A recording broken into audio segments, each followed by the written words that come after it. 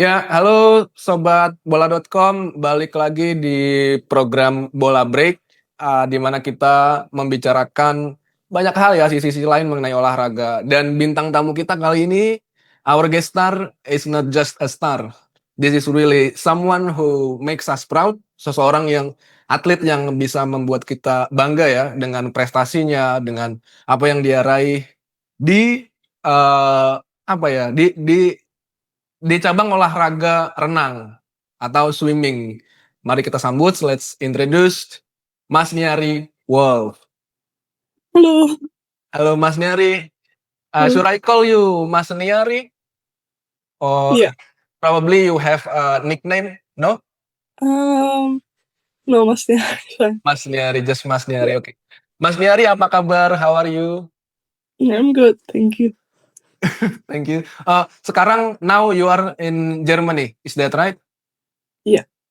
So you came home from Thailand and then you went to Germany after you gain gold medal. Is that right? So Yes. jadi teman-teman bola.com, Masniari Wolf ini adalah peraih emas ya kemarin di SEA Games 2025 di Thailand di nomor 50 meter backstroke ya. Yeah. 50 meter backstroke. Yeah. So Masniari, I would like to ask you the first question. How does it feel to be called atau to be entitled as the Queen of Southeast Asian 50 meter backstroke after winning your third consecutive gold at the SEA Games? Yeah, it feels really good. I'm really proud of what I've been able to do these past 4 years. And I don't know, it just feels good to give back to people that have been supporting me. I'm very happy about it. Yes.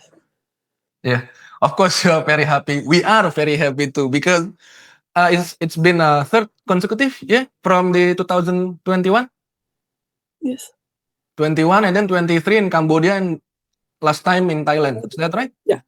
Yes. Yeah.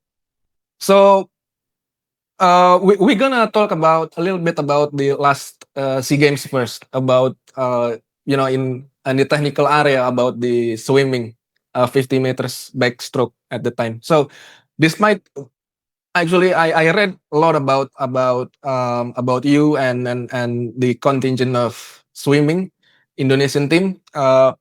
You, despite being the defending champion, you almost atau you nearly missed the squad due to stagnant times. And what made the coach choose you experience over the rising junior? Because we also have the likes of Nicole Kalistapiong, and so the question was, what made the coach choose you over everyone else at the time? I think it was because I've been very consistent with my times. For the past 6 months, I've been pretty fast and pretty close to my personal best. Also, I would say I have a little bit more experience than the juniors, and I just worked on myself and got the consistency over the competitions, and I think that was a big part of choosing me for the team. Yeah. What did the coach say about you at the time when he finally chose you? Yeah, the same thing I said, honestly, that I've been very consistent with my times, Okay. and that he thinks I can get the medal again. Okay. In the final in 50 meter backstroke, you finished 28.8 if I'm not mistaken, Yes. beating Kayla Sanchez and also breaking Candreas, the national record by Fleirain. Yes. Candreas, yeah. Where did the super strength come from, given your starts? Because at the start, you weren't promising this year in 2025. Yeah, I think I just tried to enjoy the final, because in the heat I made myself very stressed. I was very nervous, but then in the final I said to myself, no matter what happens, I'm just trying to do my best, and that's what I did. I think it was just that I was a little bit more calm in the final and that I could enjoy it more. So yeah, that was the key factor. Yeah, you're calm and then you tried your best. Just do it. Exactly. Yeah, yeah. Yeah, and back to Coach Albert Sutanto, he said that the decision to pick you uh, causes like backlash. How do you respond to such doubts? I think some people may doubt that you in some occasion, and but after all, the champion mentality rose, and Coach Albert actually said about winning mentality. What he refers to actually. Um, I think it's just that no matter what happens around you, like you try to focus on yourself, and there's this moment before the race that you're like, okay, I'm gonna win this, no matter like what everyone else says. That you just have to believe in yourself. That's all. Like fake it till you make it. Honestly, you just have to tell yourself, okay, I'm gonna win this, and then go about the race. Okay. So in the morning qualifiers, Sanchez broke the SEA Games record, if I'm not mistaken, again at Yeah. 28.66. But I saw you, instead of being intimidated, you rose in the final and then triggered your wolf mentality, like your surname. Tell me more about it when you um like beat Kayla Sanchez. Yeah, so I knew from the beginning that Kayla Sanchez was a very strong competitor because she's been to the Olympics. She has an Olympic medal. So there was no doubt in my mind that she was going to be very strong and even faster than me. And that proved itself in the prelims because we were in the same heat, we were next to each other, and she was just way ahead of me. But I watched the video and I saw she wasn't that far. Yeah. Like she was only one stroke or something ahead of me. And I don't know, she also had the 200 freestyle, so I knew she was going to be a bit tired in the finals. And I just tried to focus on myself rather than on what times she swam. So I was just like, okay, my SEA Games record is gone, but I can still try to get my PB, try to get maybe a national record. So that's all I tried to focus on, and not how good of a competitor she is, more like how good of a competitor I can be. Okay. Yeah. Okay, so you won the previous two occasions, SEA Games. What's the difference that this gold medal in Thailand? Well, the field in 50 backstroke is getting faster and faster. So in my first SEA Games, I won with a 29.2. And then my second SEA Games, there was already 3 people under 29, which was me, the girl from Thailand, and the girl from the Philippines.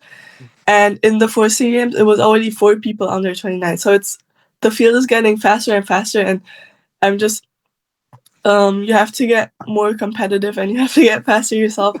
So I think that's like the biggest difference.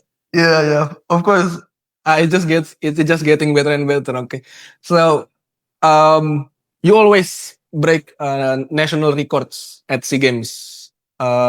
Is this the multi-cabang atmosphere your ideal habitat? Is the SEA Games or any multi-sports event? Like you sweat at the SEA Games. Do you think so? Mm, maybe, yeah. It's been this way like since the last 4 years. So maybe yes, I love the atmosphere. I love the supporters. Like in every country we've been in, the supporters have been very loud and very great. So yeah, maybe that's the atmosphere I need. Yeah. So we're going to jump off the pool. Okay, you're described. Many people say that you are friendly people. You are a friendly person, and then you're adorable with a subtle smile. I can see it. the that charms your rivals actually. And how do you balance that gentle side of a swimmer, of course, and with your fierce nerve in the water? So before the competition, I don't talk that much to my competitors. I do a little bit when I see them, but I don't really talk to them that much in the call room because I know a lot of people like to talk in the call room. I don't. And then after the race is done, there's nothing like I don't hold a grudge against anyone. So I just try to talk to everyone like, oh, congrats, how did you do? And I think that's just it. I just try to be nice to everyone I compete with. Like, no matter if they beat me, if they don't, it doesn't matter. They're still people and they still deserve for me to be nice to them. Okay.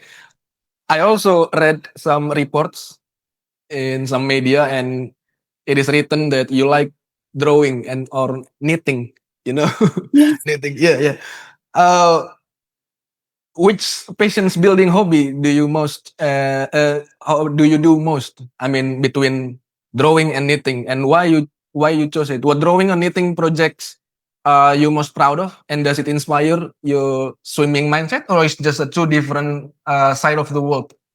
Mm, yeah, I think it's two different sides of myself, because in the swimming is very competitive. It's very like active and maybe a bit stressful even. But the creative stuff, I can like distance myself from everything else and just focus on that.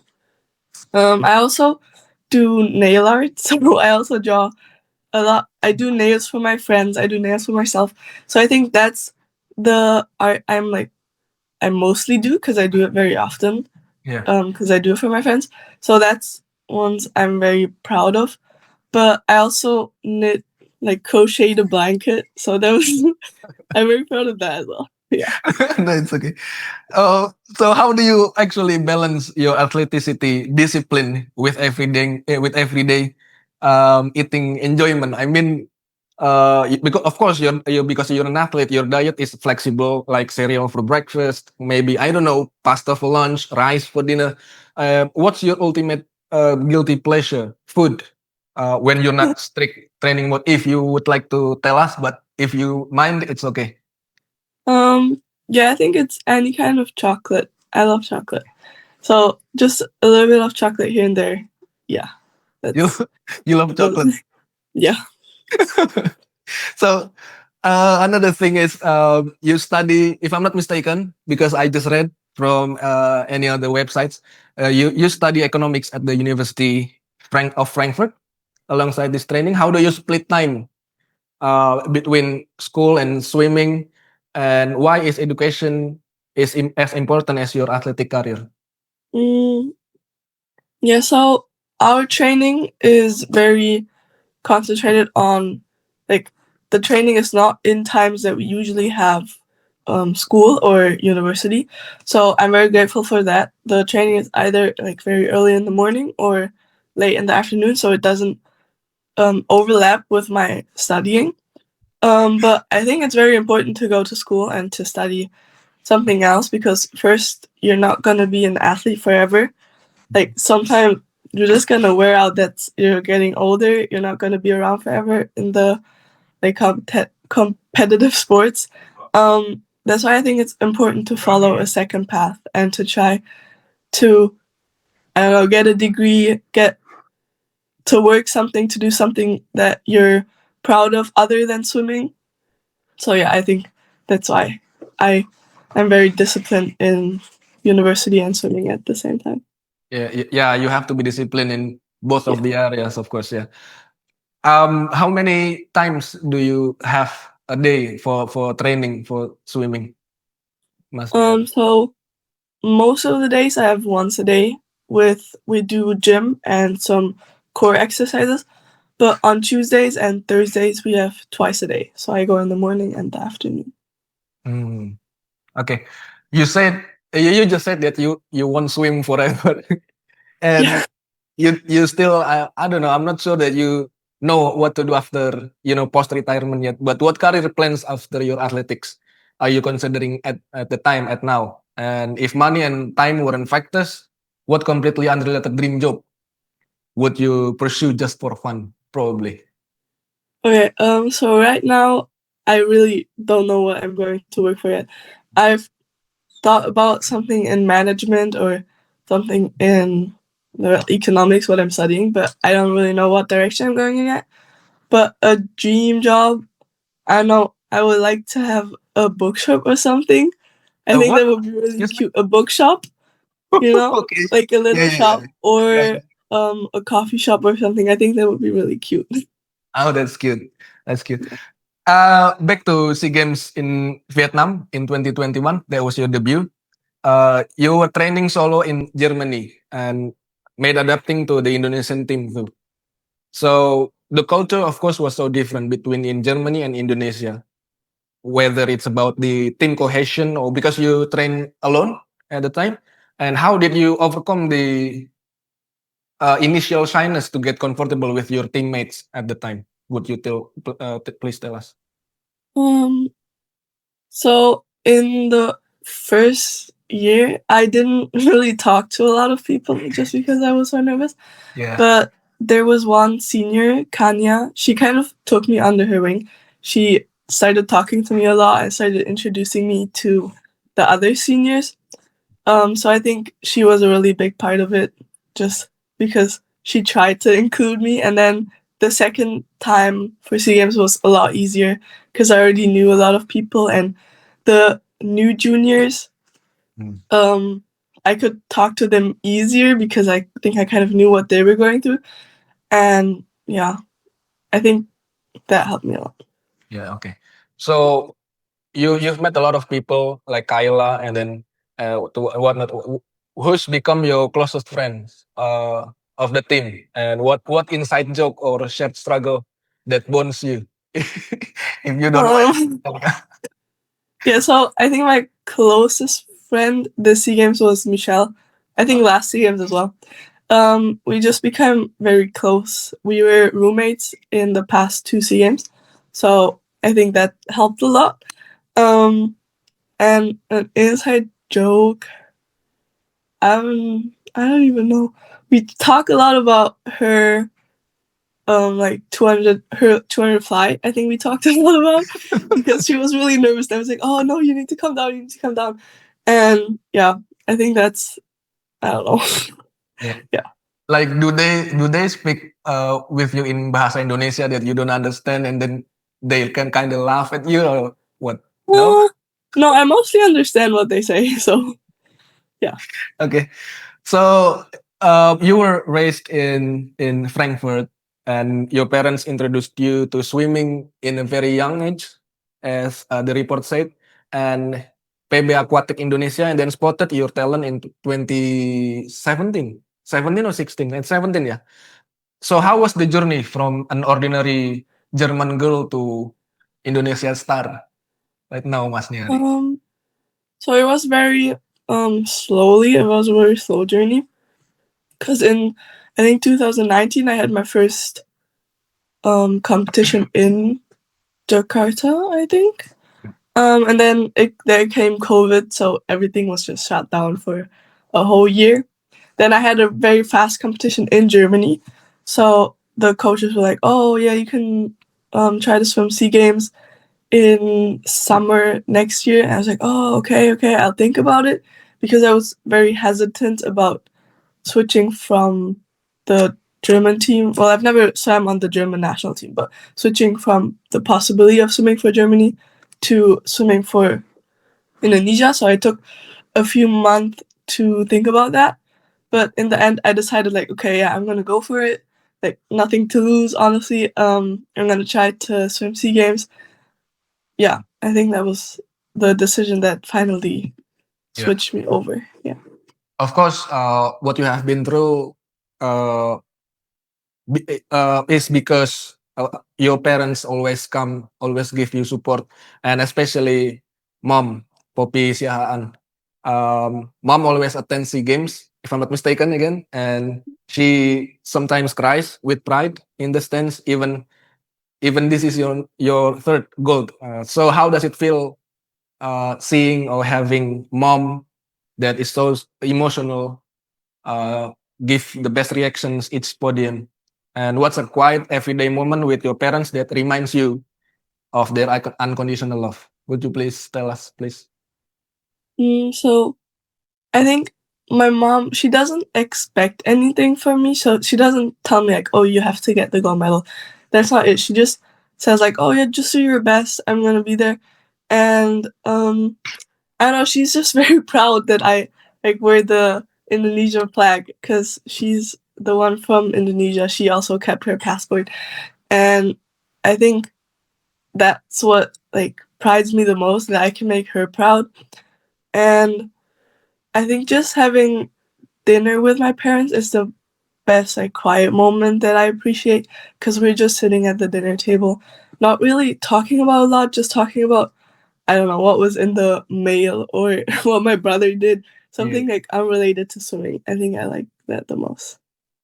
So, of course, as a mixed Indonesian German athlete, your mom is Indonesian and your dad is a German. Have you ever felt kind of torn between cultures, and how has that shaped you into who you are today, the Marciani, the queen of backstroke?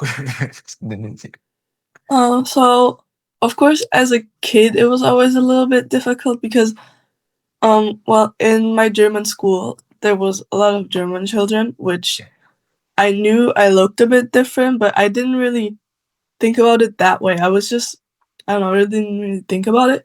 But then, like going further, I prided myself honestly in being mixed because I had two passports, and I had the opportunity to go to Indonesia without a visa, and we visited a lot with my mom when I was little. So I was really proud of that, and I told everyone that I'm from Indonesia, I'm from Germany. Um, and I think, I mean, I still struggled a little bit because I didn't really know which culture I fit into more. Obviously, I grew up here, so I had a lot of German friends rather than Indonesian friends. But yeah, it was a little bit of a struggle. But I I'm just friends with the people that are nice to me, and that's really it. So I think it shaped me in the way that I'm a very open person. I talk to everyone, and I accept everyone for who they are, because I struggle with it myself, like not feeling accepted. So yeah, I think that's the part that shaped me the most. Yeah, and I think your adaptability is shaped because of your mixed race. And so, Mas Nyari, of every athlete, every human being has their role model, or biggest role model. And what about you? Is it about a family athlete or someone unexpected, probably, that shaped Mas Nyari now today? I would say it's a lot of role models throughout my life. So at first, as a kid, it was always obviously my parents, and then I started when I got like a phone, when I got onto the internet. I saw these big athletes like performing and swimming really fast, so they became kind of a role model to me. Yeah. Like, I really like Reagan Smith. I watch a lot of her content. She does a lot of TikToks, Yeah. and I really like her. I think she seems like a very nice person. So she's kind of my role model. And yeah, honestly, just people around me that like the small things.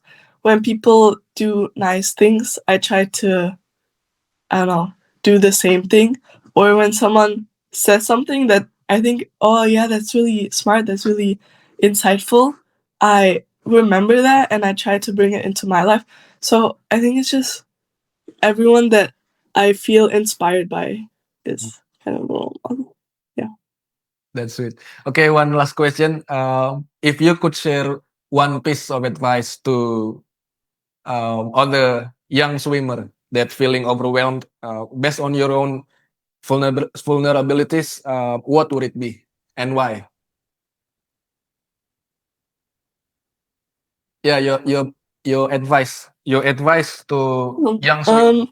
I think I think my biggest advice would be that don't take everything too seriously. Of course, you want to do well in swimming, and of course, you want to do well in other aspects of your life, but just try to take a step back and try to be in the moment and have like the most fun that you can with it.